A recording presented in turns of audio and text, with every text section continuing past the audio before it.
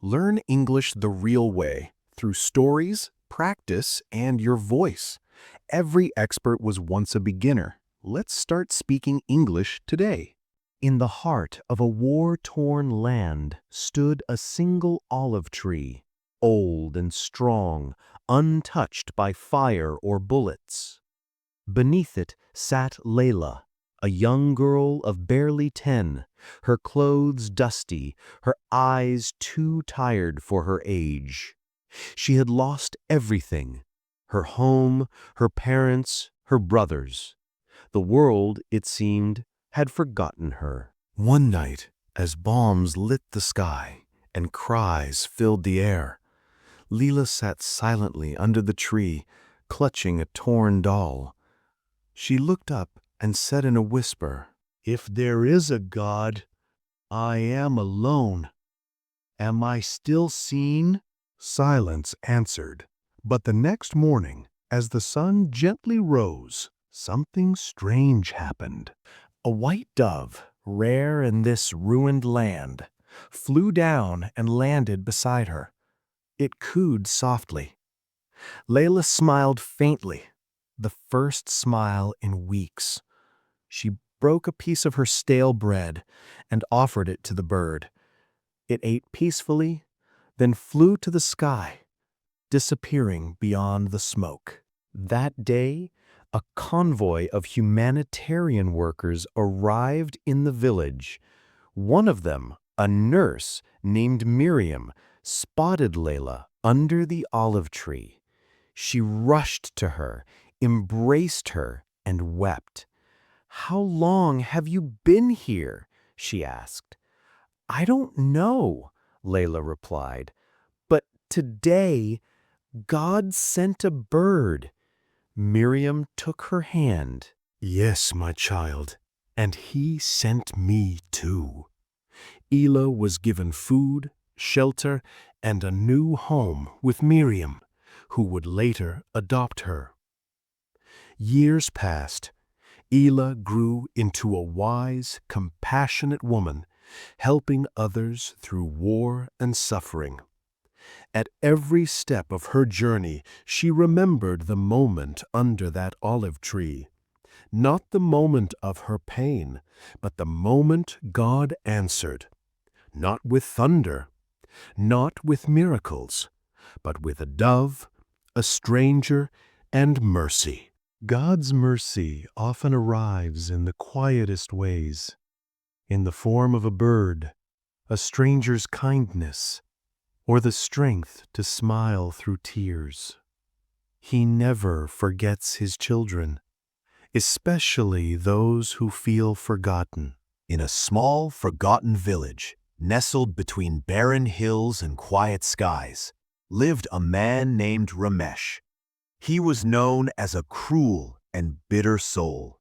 His heart, hardened by loss and failure, had no room for compassion. He had lost his wife and child to illness years ago and cursed God ever since. People avoided him. Children feared him. And yet, God watched him silently. Every day, Ramesh would sit on a stone near the well, staring into nothingness, angry at the heavens. "If there is a God," he would mutter, "he has no mercy. He gives pain and watches." One night, as the moon poured silver light onto the earth, Ramesh had a strange dream. He was walking through a desert, dry and vast, his feet cracked and bleeding. The sun burned, and there was no water, no shade. Just when he was about to collapse, a shadow covered him. A soft breeze whispered, and a drop of water touched his lips. He looked up and saw a being of light, neither man nor angel, but divine. "Who are you?" Ramesh asked, trembling. The being replied, "I am the mercy of the great God. You have called for me, even in your anger, through your tears." "I never called for God," Ramesh spat bitterly. "But you cried," the being said softly, "and every tear of a broken heart is a prayer in the language of the soul." Ramesh fell to his knees. Why did he not save my family? The being answered, he did. He took them from the pain of this world to a place beyond it. Mercy is not always in what is given, but often in what is taken away before greater pain arrives. Ramesh wept. The being gently touched his shoulder. The great God waits not for perfect words. He listens to shattered hearts. You still have time. The door of mercy is never closed. Ramesh awoke with tears streaming down his face, the first true tears in years. From that day, he changed. He began helping the villagers, feeding the orphans, and rebuilding the broken. His heart, once stone, became flesh again. And one evening, years later, as he lay on his bed taking his last breath, a smile touched his lips. He whispered, "Thank you for the mercy." Moral of the story: even the hardest hearts can melt before the boundless mercy of the great God. No sin is greater than His forgiveness, and no tear is ever wasted in His sight. In a forgotten village, silence was deeper than night. A man named Zahir walked alone, carrying nothing but the weight of his guilt. Once he had been a respected man, but one mistake, one terrible moment had shattered everything. People feared him. They called him a traitor, a thief, a man cursed by God. Zahir no longer prayed, no longer believed. He wandered in anger and despair. One cold evening, as snow fell gently, he found a broken shrine in the hills. Inside, an old lamp still burned. He laughed bitterly. "Why does this light still shine?" he muttered. "There is no mercy left in the world." Suddenly, a soft voice whispered, "You are wrong." Zahir turned. No one was there. Then came a vision, a child praying in hunger, and food left at their door. A mother weeping beside her sick son, and a healer arriving as if by miracle. Zahir saw more, acts of mercy hidden in silence. God's hand, unseen, still moving. Finally, he saw himself, years ago, crying in the dark. A light hovering beside him, rising. The voice returned. "Even when you cursed me, I protected you. Even when you ran, I waited."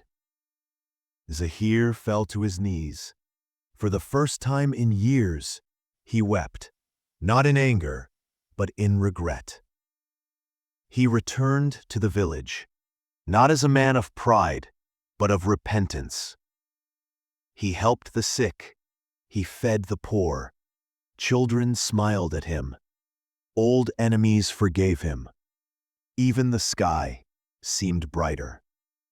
Years later, as Zahir took his last breath, he whispered, "Thank you for waiting." Above his grave, the villagers placed a plaque. The door of mercy is never closed. In a kingdom where gold flowed like water and justice was harsh like stone, lived a nameless man. He was known only as the thief. No one remembered his real name, not even him. He had stolen since he was a child. Bread to survive, then coins, then jewels. As he grew older, his crimes grew darker. He became feared by the people and hunted by the king's guards. But behind his crimes was a heart, wounded beyond healing. As a child, he had watched his parents die during a winter famine. No help came. No hands reached for him. He learned one truth early. The world is cruel. Mercy is a lie. So he carved his survival in the shadows, trusting no one, not even the God his mother used to pray to each night. Part 2. The Night of the Broken Shrine. One cold night, while escaping through the hills, the thief stumbled upon an ancient shrine deep in the forest. It was abandoned, overgrown with vines, its roof half broken.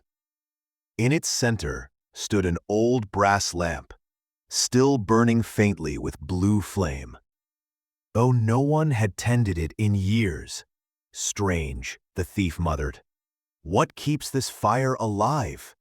He looked around and saw nothing of value. No gold, no treasures. But the lamp, it was beautiful. Send me. He grabbed it, hoping to sell it. As soon as he touched it, a voice whispered in the wind, "Even thieves are seen in the light of the merciful." Startled, he looked around. No one was there. He laughed bitterly. Now I'm hearing voices. But as he stepped out of the shrine, the world around him changed. The trees grew quiet. The stars above glowed brighter. And suddenly, the thief found himself walking through a memory. Not his, but someone else's.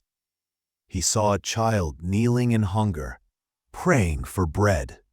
He watched as a kind stranger left food outside the boy's hut.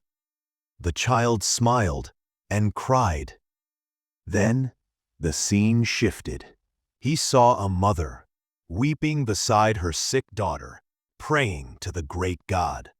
A physician arrived suddenly at the door, saying he was lost and needed shelter, but he ended up saving the child's life. Scene after scene played, moments of hidden mercy, where God answered hearts that were forgotten by the world. Then the final vision appeared. He saw himself, as a child, alone and crying beside the lifeless bodies of his parents. But this time, he saw a faint light around him. A whisper echoed, "You were never alone. I held you through every night. But you never looked toward me." The thief fell to his knees, tears pouring down. Why? Why would you show mercy to someone like me? I stole. I lied. I hurt. I lost even my name. The voice answered, "You lost your name, but not your soul. My mercy is not for the sinless. It is for those who return. Come back." The return of the lost. The thief woke up in the shrine, the lamp still burning beside him. He had changed. His face, once hardened, now carried sorrow and hope. He returned to the village, not to steal, but to confess. He gave up his stolen treasures. He worked as a laborer. He helped the poor, fed the hungry, and slowly people began to forget the thief and started calling him by the name he chose for himself, the one who seeks mercy. Years passed, and Rahim became known as a man of wisdom. People came to him not for coins, but for comfort. When he finally passed away, the whole village gathered, and the old shrine was restored in his memory. Some gay, and the lamp, still burning, was placed above his grave, and fire. Mercy never sleeps. Many say the flame above Rahim's grave still glows faintly at night. And if you stand near it in silence, you may hear a voice whisper, "No one is ever too lost to be found." Mercy does not sleep. The great God waits, even for thieves. Moral of the story: the mercy of the great God is not only for the righteous, but for those who are broken, guilty, ashamed, and still dare to turn back. One tear of regret can open the gate of light. even for those buried in darkness. Son.